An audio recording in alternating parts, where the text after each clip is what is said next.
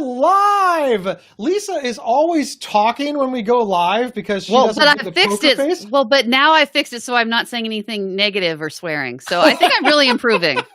Now you're just randomly muttering. I know, I know. Everybody else is like, places everyone, and Lisa's like talking, and then the curtain goes up, and Lisa's still randomly chittering. Well, but My I used name to is be Dave able Howard, to. and I am the host of the Not Crazy podcast, and I am with Lisa Kiner, the producer and co-host of the Not Crazy podcast. And together, we are on psychcentral.com/notcrazy. I don't know where we're going with this. I would have accepted Not Crazy podcast. Oh, the Not Crazy podcast. Okay. What is the Not Crazy podcast? It is the mental health podcast for people who hate mental health podcasts. See? Here's what's going to happen. We already scripted that one. Here's what's going to happen over the next hour. Gabe and Lisa are going to answer as many questions as we can surrounding mental health, mental illness, bipolar disorder, depression, anxiety. Any question that you have, put them in the comments now. Now remember, please, we don't need all the background. Short answers work a lot better for us because we can pop them on the screen and they'll be on the screen while we're discussing them. And Dana! We love you guys. We love you too. We are so glad that you like the podcast. See, Lisa, thank you. Somebody's listening. So many people are listening. I did say last time that I was going to get my mom to chauffeur us, and I forgot to do that. So I don't think she's listening, but lots of other people are definitely listening. Did you say chauffeur us? Like, what's she going to do? Go door to door? I don't know. Your mom's like a 75-year-old woman. I can just hear it now. She just knocks on the door. Hi, my daughter's on a podcast with her ex-husband. Yeah. It's not a perfect plan. I need to work on it a little bit. And all of your parents' neighbors are like 100. So they'll be like, what's a podcast? And some of them are so old, they'd be like, what's an ex-husband? Amusingly, one of their neighbors has retired, I think, to Florida, and their son has moved in, who's of course still, all of my parents' neighbors are elderly. That's true. Never mind. Yeah. This is awesome. Lisa, are you excited to answer as many questions about living with mental health issues, mental illness, pretty much everything? We want to be as helpful and as positive and positive, as present. Right. I didn't realize positivity was part of the rules, but I'm ready.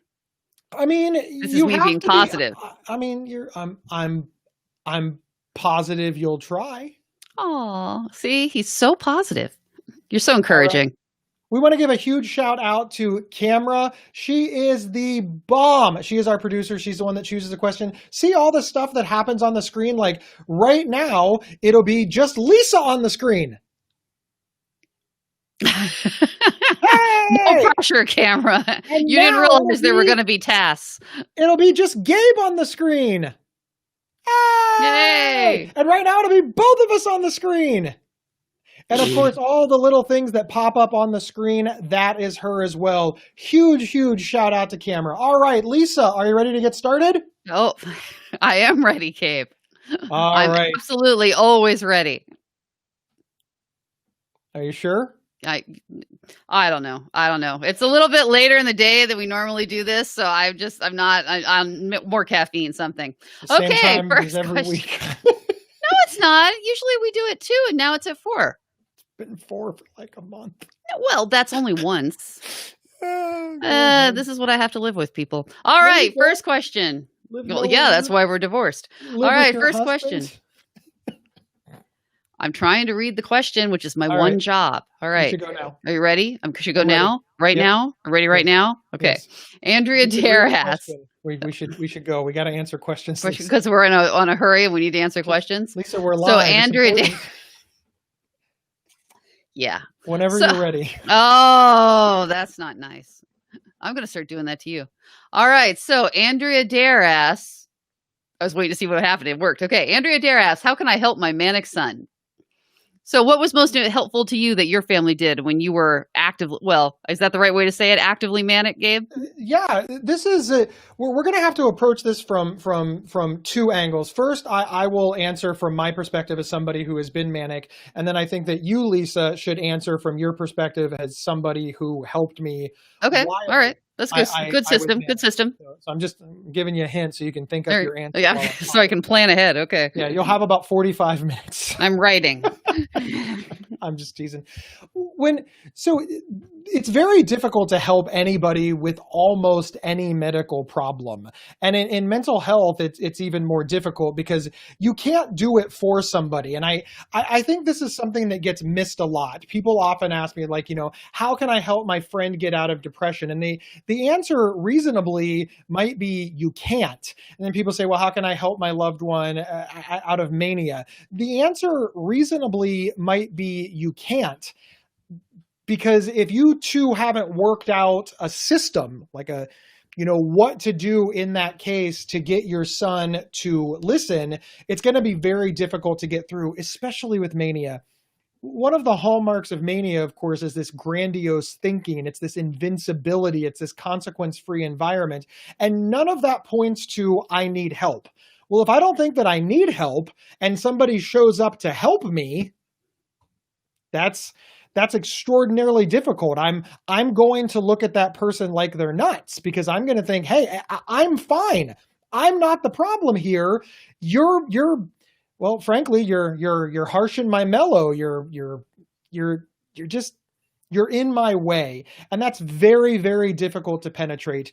What I want to say is consistent messaging is very important. Son, I'm worried because I see you doing X. Try to remind them of the consequence of an action.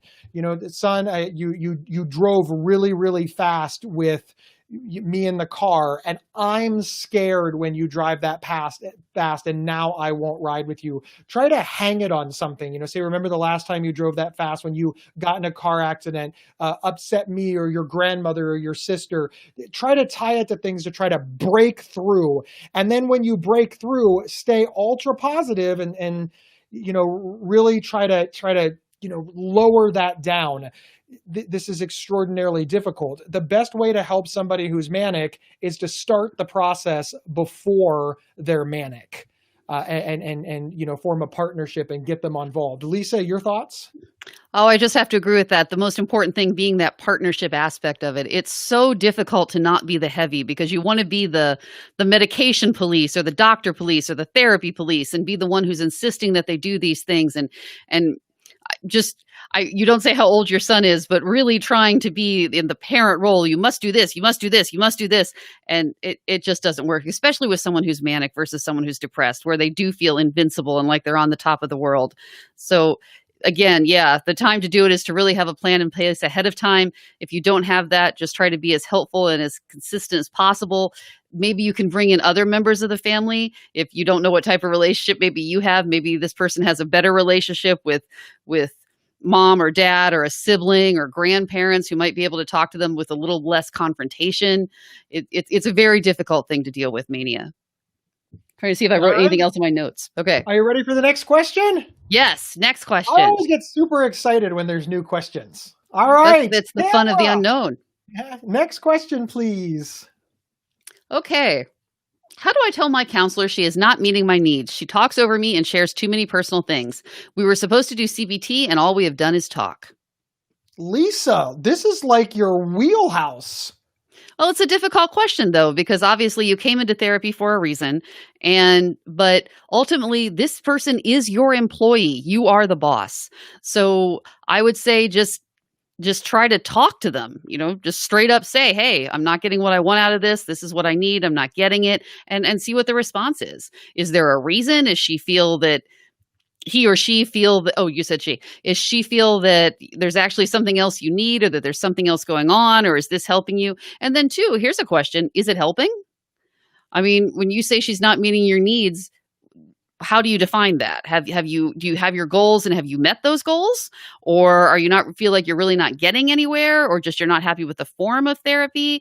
And of course, you've already established this relationship. So it's really difficult to do that. It's really hard to be assertive with someone you feel that you have this personal relationship with.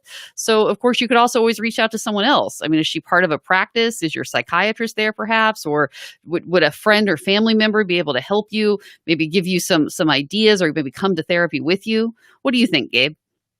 So I want to echo what Lisa said about how your therapist is your employee. That's a Right. good way to Remember, look you're at a healthcare consumer. Yeah, you already said that. Helping. So, I feel like I'm just discouraged in everything I say. I mean, you are saying it over somebody, so you're discouraging somebody else. Oh, reframing. Clever. I See what get I it. did Yeah, there? I know. So, You can do frame. It's a frame. yeah, Get it? It's the box, but it's a yeah. frame. Look at it as a Right. customer service relationship I if know. you're not comfortable with employee-employer. You think about if you go to McDonald's and you order McDonald's and they give you your tray and you order a Big Mac fries and a Diet Coke, and when you sit down at your table, you realize that they gave you a quarter pounder fries and a Diet Coke. You need to go, back up and say, hey, my expectations weren't met. I ordered a Big Mac and you gave me this. Now that's real simple, right? Because you know what a Big Mac looks like and you know what a quarter pounder looks like. But let's say that you're not sure. Let's say that you order a hamburger. See, that's kind of ambiguous. Maybe they gave you the right thing and maybe they didn't. So now you need to have a conversation with the front desk because you clearly pictured something different in your mind. So when you walked up to, the McDonald's, say, I ordered a hamburger, but the hamburger that I envisioned had two patties and it had the bun in the middle, it had lettuce, and this one just has just has pickles. And they, having that conversation, they'd be like, you ordered a hamburger and we just assumed you meant the hamburger, whereas what you actually meant was the Big Mac. And by working together, you can resolve that issue and get the food product that you want. It works the same way in therapy. Sometimes the idea that you have in your head of what therapy should look like and the type of therapy that your therapist provides are worlds apart. It doesn't mean that anybody did anything wrong, but it does mean that your expectations are not being met. You're not getting the Big Mac because they think you want a hamburger, and there's a disconnect. You need to be open. You need to say to your therapist, I don't feel that my goals are being met. I'm not getting what I want out of therapy. Can we work together? And your therapist, who is trained to do this, should say, aha, what are your goals? What are your objectives? How can we work together? What's the goals here? And then make goals. And if they're still not meeting those goals, get a new therapist. And you can get a new therapist in a number of ways. Ask your therapist for a referral and just explain, hey, this is what's going on. I need a new therapist. Or simply ghost your therapist. You're allowed to ghost your therapist. It happens all the time. I highly, highly recommend having an open and honest conversation with your therapist. But depending on where you are on your mental health journey, if that is too overwhelming, it's okay just to call another therapist. But listen, you're going to want to explain to the new therapist why you left the old therapist so that you don't, end up in the same cycle over and over and over again. But the short answer, which we are not known for, the short answer is you need to have a dialogue with your therapist, an open and honest dialogue. Write it down if you have to. Send them an email if you have to. Leave them a voicemail if you have to. Do whatever you need to do. All right, Lisa. That's a good idea, sending email or voicemail if it's difficult for you to talk about it face to face. Okay, so we're ready. That is a good idea. Hang on. Before we move on, we have a super special guest watching today. It's Ryan. Oh, hey. Hi, Ryan. How do you know? Because I saw her in the chat boxes. But I'm looking at the chat boxes and I don't see her. Ryan is awesome. Well, yeah, I agree. I don't see it. It's literally now on the screen. Oh, for God's sakes. Hi, Ryan. Hi, Ryan. All right, we ready for the next question? I'm sure she'll get right back to the podcast as soon as this is over. She actually will. She's one of our biggest fans. We love Ryan. Thank you, Ryan, for tuning in. All right, Lisa. And the horse is beautiful. All right, next one. All right, Katie Clark asks, how do you deal with depression and wanting to sleep all day? It's a difficult one. First off, I think that when you have depression, wanting to sleep all day is a defense mechanism. It is a coping skill. I'm not saying that it's a good coping skill, but it is understandable. So often people beat themselves up. Depression saps your energy. It takes so much from you. It is literally draining. It feels like a giant weight. It slows down your thought process. It makes you lethargic. And people are like, well, I have depression and I want to sleep. Yeah, The good news is you're sort of congruent in this way. It makes sense that you would find yourself in this place. So I always like to point that out because so many people are like, well, I'm depressed. Shouldn't I want to run a marathon? No, you're depressed. That said, obviously, just like when we have the flu, we want to sleep all day, but we want to get past that. We want to move forward. And so it's natural to want to rest, but we want to move forward. When you are in this, when you are in your depression and you want to sleep all day, the first thing that I recommend is try really, really, really hard not to. And people say to me, well, what do you mean, like try really hard not to? Like, should I run the marathon? No, baby steps. Uber, super baby steps. All too often, we clump things together. We make statements like, I got up and went to work. And what that encompasses is actually many, many steps. You have completed many projects. First, you got up, you took a shower, you brushed your teeth, you shaved, you got dressed, you fed the dog, you got all your stuff together, you got in the car, you drove to work, your car has been maintained, it already has gas in it. Maybe you stopped for coffee and then you show up. That's like 10 things. You accomplished 10 goals that we just erase in the way that we speak, because well, frankly, it's just easier. It's easier. We bundle. We've been taught to bundle. Unbundle. Say to yourself, today I will take a shower, get dressed, and walk to the mailbox. Write it down on your mirror if you have to. Write it down on a slip of paper and do it. And do it. And who cares if it takes all day? Because listen, if you sleep all day, you accomplish nothing. If you sleep all day, but you take a shower, you get dressed, and you walk to a mailbox, that means you accomplish 3 things. And then tomorrow you can build on that and accomplish 4 things. It's all about the baby steps. We always think big. We think too big. We are sick. And we think, why can't I behave like I'm not sick? And the answer is because you can't go from 0 to 100 instantly. You have to accelerate up. Baby steps, baby steps, baby steps. Lisa? Well, I would also like to say, though, Gabe, when you said, well, try not to. Well, try not to. She's trying. You might not be able to not to. Sleep is a biological need.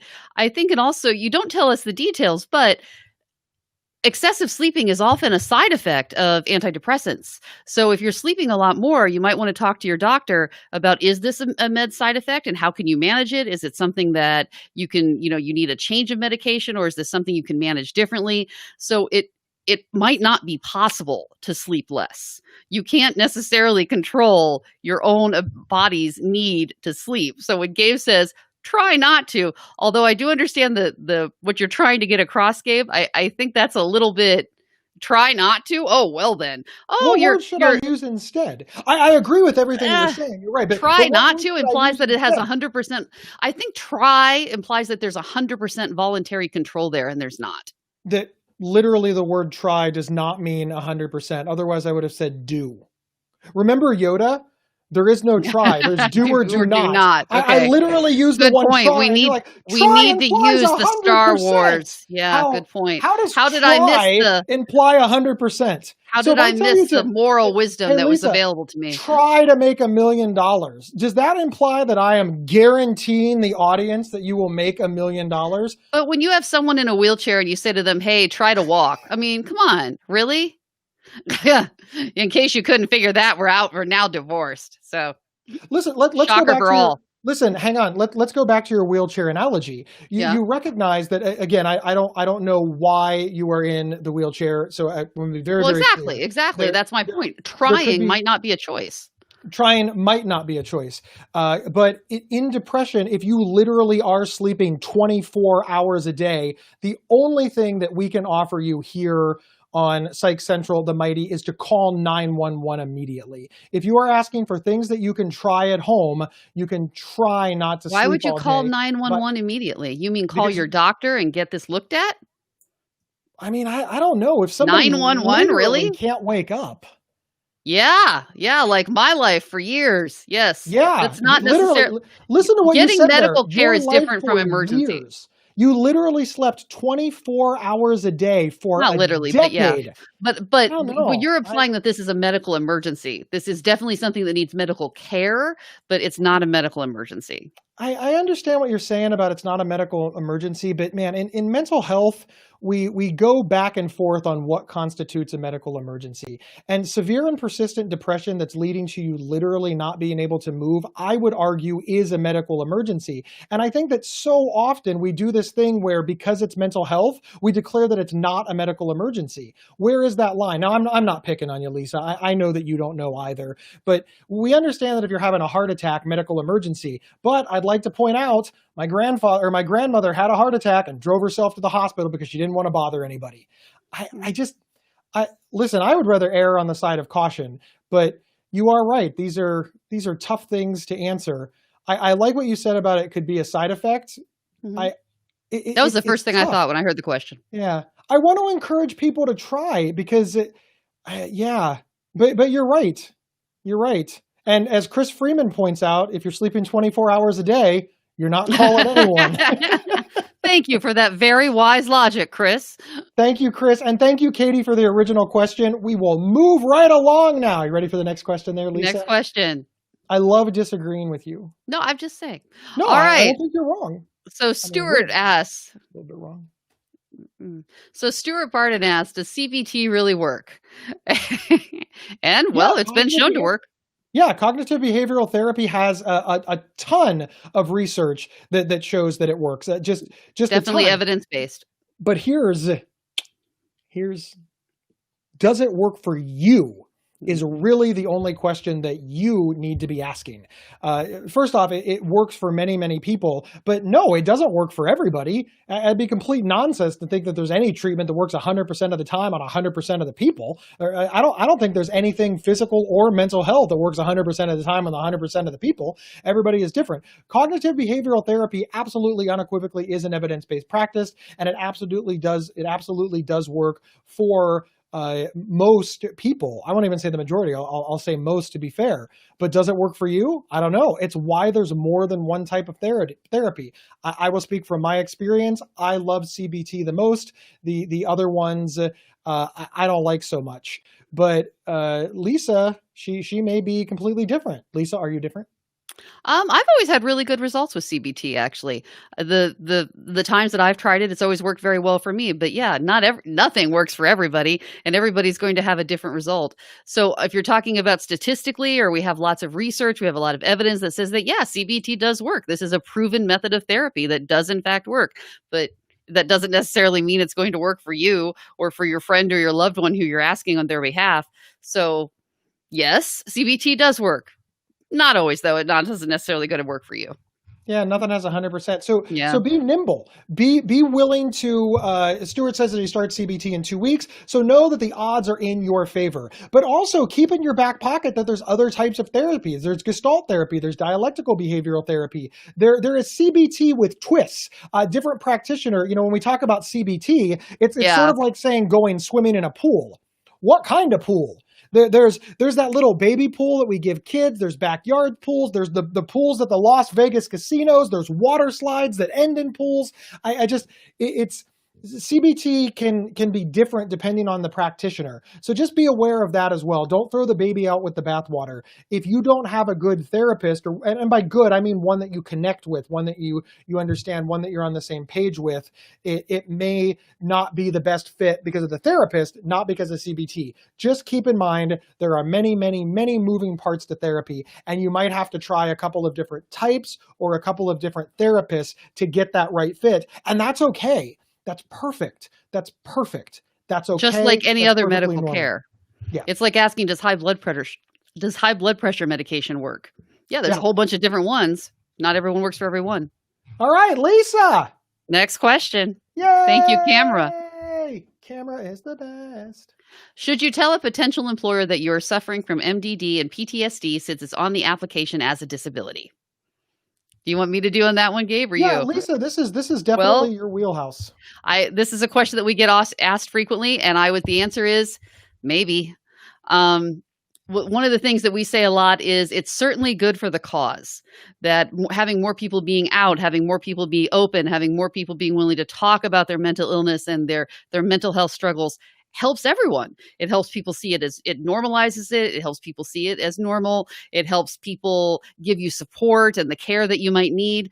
But some people have a negative reaction. So is it good for us as a whole? Yeah.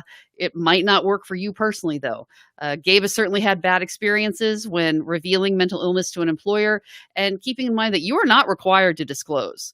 The only time you're ever going to have to disclose at all is if you are asking for some sort of reason. I'm assuming you're in the US. If you're asking for some sort of reasonable accommodation through the ADA, and even then, you're disclosing to human resources. You don't have to tell your boss or anything like that. This is your private medical information. You are not required to disclose this. So will it be a good thing? Maybe. It might help you get the support that you need. It might help your employer work with you, or it might help them give you a hard time. So it could be good. It could not. There's pluses and minuses. I like what you said there about weighing your options and understanding that it could be good and that it could be bad. First, I like that you mentioned that we only understand the United States. Yeah, that's true. I don't know where you are. It may be very, very different. You've got to decide. As Lisa pointed out, I did have a very negative consequence disclosing that I had bipolar disorder. But I want to be clear, I've also had extraordinarily positive responses in disclosing that I had bipolar disorder at different jobs, obviously. And with different people. Yeah. And so now let's talk about doing it smart. So first off, if you have a need to disclose, and the need to disclose is that you need an accommodation. You can't get an accommodation if you don't disclose and provide paperwork. You can't just say, hey, I want X because I have an illness, and expect your boss to be like, oh, okay, well, you can have it, because they're going to need some backup. So now let's talk about disclosing smart. When I say disclosing smart, I mean if you work for a big enough company, schedule a meeting with your human resources department without your supervisor, just your human resources department, and disclose to them. Tell them what you want, what you need, and ask them if there is a way to not tell your supervisor. And if they say yes, we will tell the supervisor that we have everything and that we are approving the accommodation. Then your supervisor will have no idea what's going on and still give you the accommodation that you've arranged with human resources. This is a way to protect yourself in some small way. Now, this only works if you're with a large enough company that has it. Now, that human resources department may say, look, in order to give you this accommodation, we do in fact need to tell your supervisor. That's no problem. Ask the human resources department now to schedule an appointment with you, human resources, and your supervisor so you can get it all out in the open, exactly what you need so that you can get all the accommodations and everything that you need to do your job well and best, and of course, get the support that you need. Now, if you're in a smaller company, this might just be your supervisor. So the final bit of advice that I have is talk to your supervisor alone. Come in early, schedule an appointment after hours. Get away from the rumor mill by only talking to your supervisor. Depending on how the company is structured, it might be reasonable to talk to your supervisor and maybe their manager. Again, companies can be structured in so many different ways, but it's important and be direct. Have the information.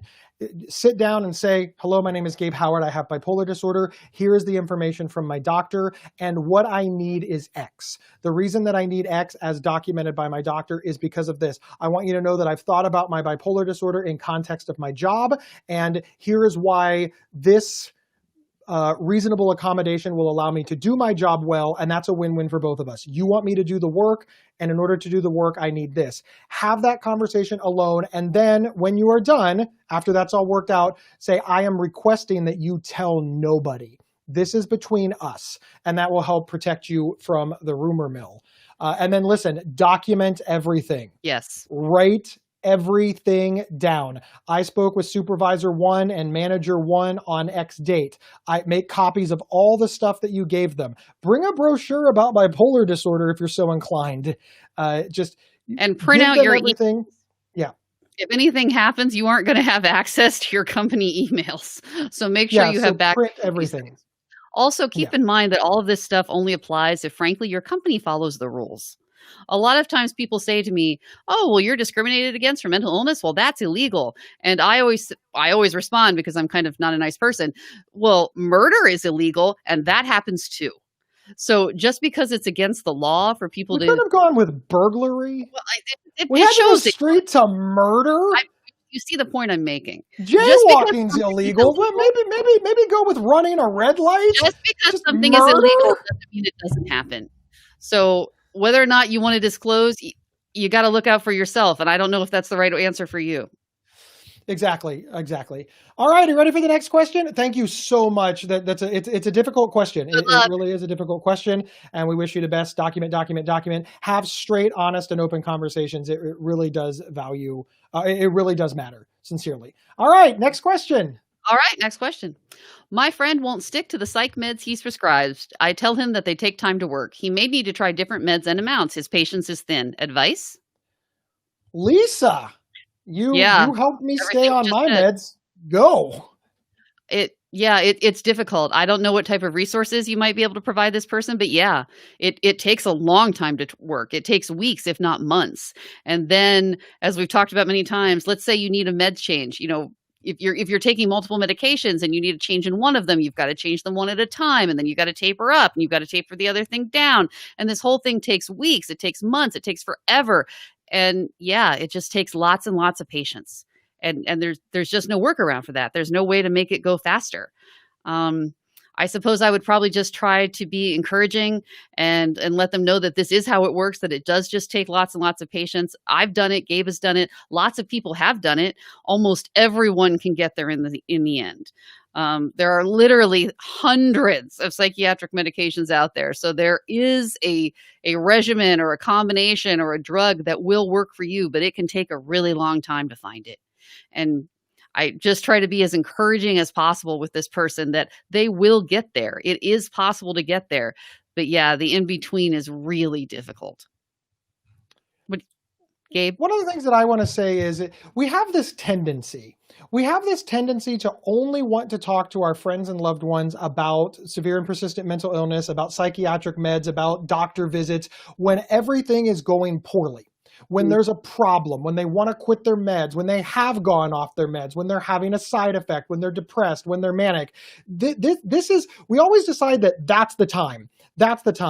This is literally the equivalent of having a fire drill when there's a fire. It's not the best time to have these conversations. The best time to have a fire drill is when the house is fine, when there's no fire in sight. That's when you want to lay this groundwork, lay this foundation. This is when you want to talk to people. And it's the number one thing that I think friends and loved ones and support people miss. They only want to talk to us when everything has gone to hell. When everything's gone to hell, we've got a lot. We've got a lot on our plate. Everything's going to hell. And now we have you yelling at us. And you may say, no, I'm not yelling. Look, I'm sorry. I'm giving it to you from our perspective. That's what it feels like. It feels like you're one more person piling on. My recommendation, when everything is going well, when they first get that prescription, when they first fill it, say, hey, this might fail. This might not be the drug. Let's talk about what happens when you have a side effect. No side effect in sight. Let's talk about what happens if you don't get the results you want. Let's talk about what happens if you get the side effect that you're afraid of, sleeping too much, sexual side effects, etc. Let's talk about what happens if the house catches on fire. That's what you want to talk about. No fire in sight. Everybody's safe. You're sitting there drinking a soda, eating a pizza, laying out a plan for what to do. The living room bursts into flames. You're making a plan for what happens if this doesn't work, so that if that happens, you know what to do. And you and your friend, you made a partnership. You say to your friend, okay, if this happens, what do you want me to do? What do you want me to say? How do you want me to handle it? What's the plan? What's the goal? And then if this happens, if the house catches on fire, the smoke alarms go off, everybody gets up, heads to the nearest exit, which is well lit. We go outside, we walk 25 feet away from the house, and we meet in the corner. And everybody just meets there. And we're like, hey, how did everybody know what to do if Gabe's house caught on fire? Because we had a fire drill and because we were prepared. It's the exact same thing. That's my advice. It's so difficult to change somebody's behavior when they're in the middle of a crisis. And that seems to be the number one way that we try to change people's behavior. Maybe And just please the know that Lisa, oh, sorry. Oh, go ahead. Lisa is right. It takes a long time. This is not easy. But most Television, people pop can get culture, there. movies, they've made it sound like it's so easy. Like just get a Yeah. single prescription and you'll be fine. Yeah. Take one pill today, and you'll be fine tomorrow. I mean, it might take a little while. It might take till the next day. I mean, it might be Thursday by the time you're feeling better, but it's gonna happen right away. And yeah, it just doesn't work Literal that way. nonsense. Literal nonsense. TV, not a good place to get mental health information. All right, you ready for the next question? Absolutely. Good luck. Yay. All right, Lisa, we got to pick up the pace or we're not going to get to all of them. Ready? Okay. Yes. Hello. I was what? But then you distracted me with talking. Hello again. Someone implied having vivid dreams while sleeping causes you emotional distress or adrenaline. In my case, upon waking, are a sign of mania. True. Uh, This- well, what are your thoughts, Gabe? So I don't know the honest to goodness answer when you say having vivid dreams while sleeping can. So first off, having vivid dreams while sleeping can cause emotional distress and adrenaline. It's Absolutely. that is a fact. One time when Lisa and I were married, she woke up and started yelling at me because of a fight that we got into that was all in her mind, and she was mad at me for the entire day for a fight that she dreamed about. And I asked her, because Lisa is a reasonable person, I said, you know that it just, you know that, and she's like, I know, but it feels like my body feels like it happened and I don't know what to do with this. So all of that is true, but you're asking if it can cause mania. That I don't know. I haven't researched this. I I don't know think that that's the mania can question. be, what do you think the question I is? think what she's saying is it is a sign of mania. Not Right? one, I don't think it's asking so much as it causes mania as is this indicated mania? And I would say Maybe. maybe, but I personally have a lot of very vivid dreams that cause me emotional distress upon waking because I have a sleep disorder and I've never been manic. So, certainly, yes, it's possible that this is a sign of mania, but of all the possible signs, this is a pretty esoteric one. Do you have any other signs of mania? You know, the staying up all night, the excessive spending, the racing thoughts, the racing speech, the grandiosity. I would before I would look to these as signs of mania, I would see if I could look for other more I guess I don't want to say typical necessarily, but maybe more common signs of mania. What do you think, Gabe? I agree. You need more than one sign to end up with anything. Yeah, But if you are worried about it, talk to your doctor. of course. I want to be It clear could also that, be a that side Lisa, effect of your meds. it could be. I want to be clear that when it comes to this question, Lisa and I absolutely unequivocally are not sure of the answer. We don't know. We've never researched it, and we've never read a study about it. Also, it's very important Well, that it's personal everything that though. Lisa and I, I'm sorry. Go ahead. you seem desperate to talk. You keep interrupting me, so go ahead. I'm sorry. Well, would you say could it be a sign? It's going to be individualized. It's not about research, et cetera. It's about for this specific person. But yes, Lisa, not could doctors. having a dream be a sign of your house catching on fire? It could be, but it might No, not it be. can't be. Why not? Or if you dream that your house catch on fire and then you wake up and it's on fire. I'm losing something here. I don't know. I'm gonna talk now. Okay, I'll silent. Camera, can you mute Lisa? That would be nice. Lisa and I have not read any research to discuss this, so you are going to want to discuss this with your doctor. It is certainly possible that it is. It's certainly possible that it's not. That is what I was trying to say before Lisa interrupted me. I don't know why she found that objectionable, but she did. So I want to be clear that it is possible. We don't know. Please talk to a doctor. Lisa, is that okay? I feel very discouraged from speaking now. Really? Yes. All right, next question. Okay. How do I stop feeling shame for having a BPD diagnosis because of all the negative stigma and stereotype of what a person with BPD is like? BPD is borderline personality disorder. This really applies even in the larger scale. I was ashamed of having bipolar disorder. Lisa was ashamed of having depression. I was ashamed. I of hid having it for a long time. psychosis. We've been ashamed because there's just so much stigma, which is just a lighter word for discrimination, and there's so much. It's difficult, and the way that I stopped, and that's all I'm going to speak for. I'm going to speak for how I stopped feeling shame. Is I found my tribe. I found a support group where I could talk to other people who were experiencing mental illness. And in my case, I joined a group called Bipolar Bears, and that helped me a lot. I joined groups online so that I could find people that I connected with. And then that way, when the detractors came in, I didn't feel so alone because I remembered the safety in numbers and the support I've had. Lisa, you've used different methods to get over the stigma and discrimination. Now, I want to be clear, neither Lisa or I have borderline personality disorder, so we can only really speak to our specific illnesses.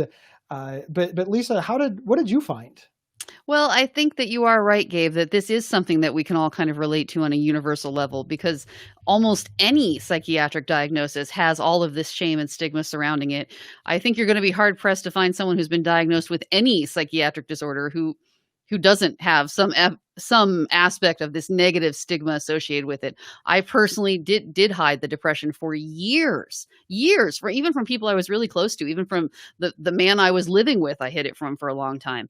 So it's just very difficult to get over that because you've been indoctrinated with this for your whole life. You've been indoctrinated with this for years, for decades, and it's hard to let that go all at once. And yeah, I would agree for you, especially Gabe, that finding other people with bipolar disorder and being able to speak with them was extremely helpful, in part because you could see how they were reacting to it, how they didn't have all this shame. And of course, because you could see that, hey, all of these things I have in my mind about how people with bipolar aren't accurate because here's all these stereotypes, but I look around and none of these people are that way. So it just kind of reinforces that you knew it was wrong, but to have that proof right in front of you that it was wrong was extremely helpful.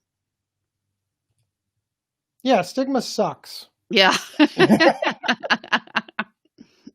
All right. Are you ready for the next question, Lisa? And good luck.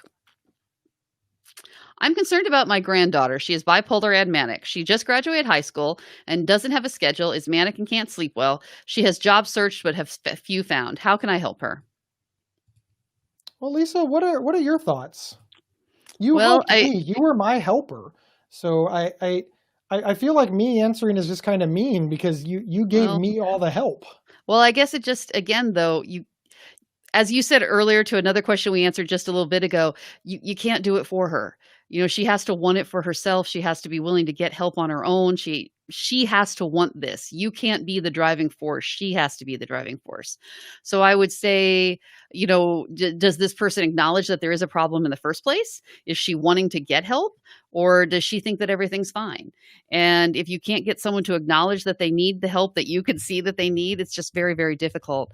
Perhaps if you can talk to her, you try to be as calm as possible, try not to be screechy or judgy, as calm as possible. Maybe you can enlist other family members to help you and say, hey, this is what we have all noticed, this is how we're all feeling about this, and just always try to be as supportive as possible, and that you'll be there no matter what, and when this person is ready, when or if they become ready to go ahead and move on to that next step. What do you think, Gabe? Everything that you said is right on. It's so difficult that we can't do it for our loved ones. Especially since you're dealing with an adult. Yeah, and I believe this for everything, for what it's worth. I've been married for 8 years. We've been together for 9 years. And, you know, sometimes my wife will have a problem and I think I just want to fix it. I just do. My wife does not live with mental illness. She doesn't have physical illness. She's just somebody that I love who is having a problem, and I'm unable to do it for her. And, you know, this is something like a problem at work that she's having, or something that she's struggling with to make a decision.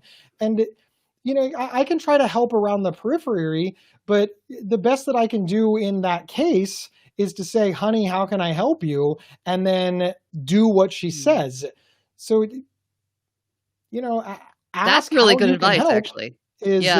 Asking how you can help is really good advice. I do want to be cautious, of course, to make sure there's such a thin line in life between helping and enabling and becoming codependent. So, you know, just make sure that the request is reasonable, set good boundaries, and be willing to say no. And I'm speaking from experience. I'm not picking on anybody. When I was really sick I was really manic, and somebody said, "Gabe, you're making really bad decisions. How can I help you?" I said, "You can give me a loan for $10,000 because I've got this business idea that's absolutely going to make it." So clearly, if my friends and family would have been like, "Oh, well, Gabe's got this business idea," and they would have given me the $10,000, it would have turned out extraordinarily poorly. One, I doubt I would have used it for the business idea. I would have used it for nefarious purposes, and that would have been an excellent example of enabling. It probably would have made them mad, which would have cost me my support group. So just be aware of that. But ask them what you can do. Ask them what you can do. All Yeah. right, Lisa, you ready for the next question? Certainly. Let's have the next question. How can I communicate my dissociation, which seems unfathomable to others? Any suggestions for navigating bad periods of dissociation and all that comes with that? Lapses in time/memory and this physiological stuff. So when it comes to communicating our illnesses to other people, we often feel like we have to do the explaining. Like Gabe Howard has to sit you down and teach you about bipolar disorder. But aha, I don't. What I do have to do, and what most of us have to do, is provide the resources. And I think that's kind of good in a way. I like that I can provide the resources because I can go find articles and information, videos or podcasts or anything, and make sure that it relates to me.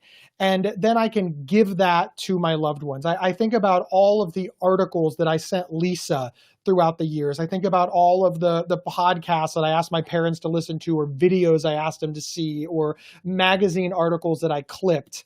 So I would recommend doing a search on the internet for how to explain this particular symptom, this particular mental illness to loved ones. Find one that you like. And listen, feel free to cheat. If you find an article where you like the first half but not the second, cut and paste it. Cut and paste and say, hey, I found this on the internet and this has the words that I like, or even just a paragraph. I think that it's really, really valuable to be willing to send people to other places because, hey, it's not your responsibility to have this ability to teach just because you have the illness. As far as your second question, suggestions for navigating bad periods of disassociation, lapses in time, memory, that's a tough one. Again, I'm going to go back to the fire drill analogy. Try to figure out the best thing to do before it happens so that you know how to handle it after. Rely on the people around you to help guide you. Make a plan with a support system if you can, those closest to you. If you don't have people close to you, make a plan for yourself. This is extraordinarily difficult. And I want you to know that it's difficult, and something that's that difficult is going to require a lot of planning, a lot of work, and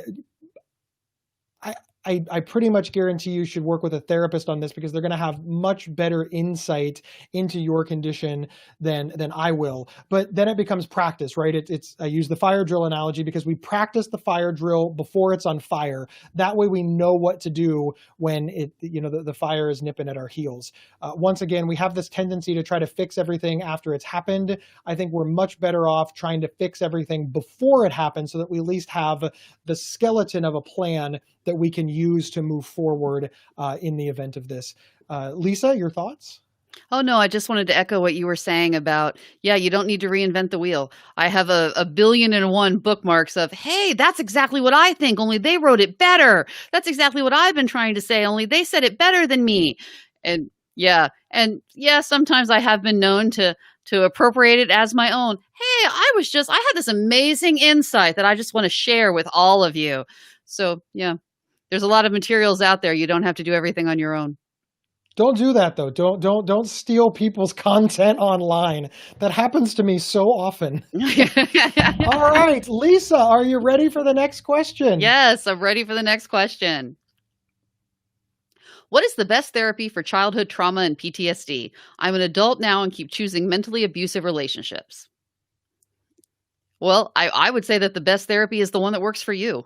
There's a lot of different therapy choices out there. We were talking earlier about how there's CBT, there's Gestalt, there's talk, there's all these choices. So the best choice is the one that you find to be most effective.